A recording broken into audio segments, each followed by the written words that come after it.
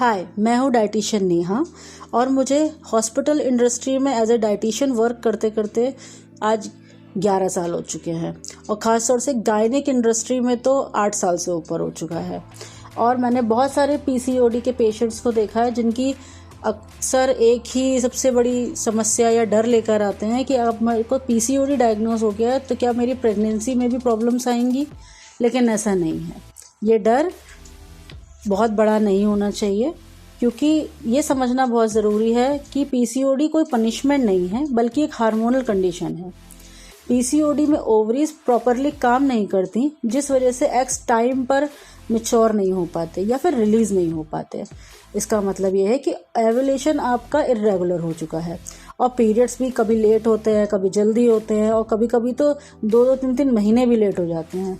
यहाँ पे हार्मोन्स का एक बहुत बड़ा रोल है। पीसीओडी में एंड्रोजन यानी कि मेल हार्मोन थोड़ा ज़्यादा हो जाता है।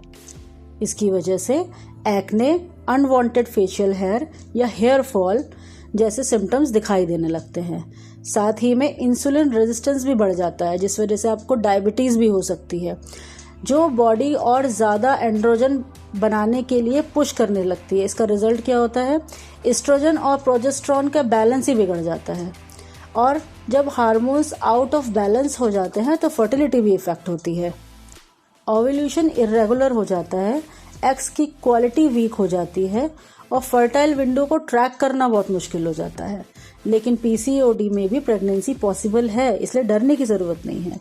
हज़ारों वुमन पीसीओडी के साथ ही नेचुरली कंसीव कर पाती हैं, बस उनको अपनी बॉडी के सिग्नल्स को समझना होता है और समय पे हेल्प लेनी चाहिए और सही लाइफस्टाइल को फॉलो करना चाहिए। डाइट का एक बहुत बड़ा रोल है यहाँ पे, ये एक गेम चेंजर हो सकता है।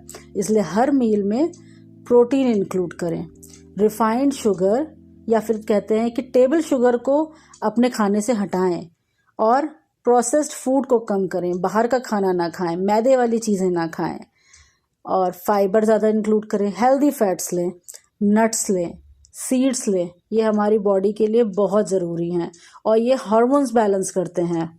और साथ ही में अपनी डाइट में सीजनल वेजिटेबल्स और सीजनल फ्रूट्स को ज़रूर इंक्लूड करें, क्योंकि ये न्यूट्रिएंट्स से भरे हुए होते हैं।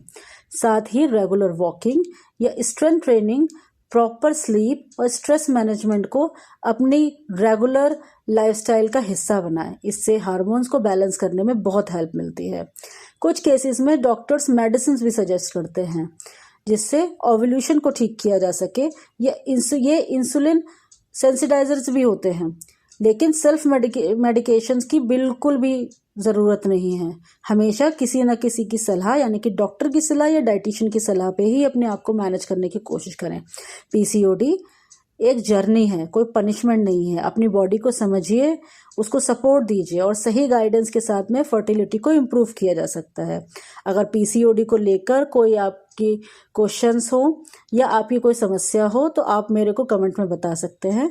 इस तरह के पोस्ट अगर आपको पसंद आते हैं तो आप मुझे लाइक, शेयर और सब्सक्राइब करके सपोर्ट कीजिए। इससे मैं और भी ज़्यादा हेल्थ बेनिफिट से जुड़े हुए या फिर पीसीओडी से जुड़े हुए हेल्थ टिप्स से जुड़े हुए आपको गाइडेंस के लिए और भी वीडियोस बना सकूं। तो आप लाइक, शेयर और सब्सक्राइब करें। थैंक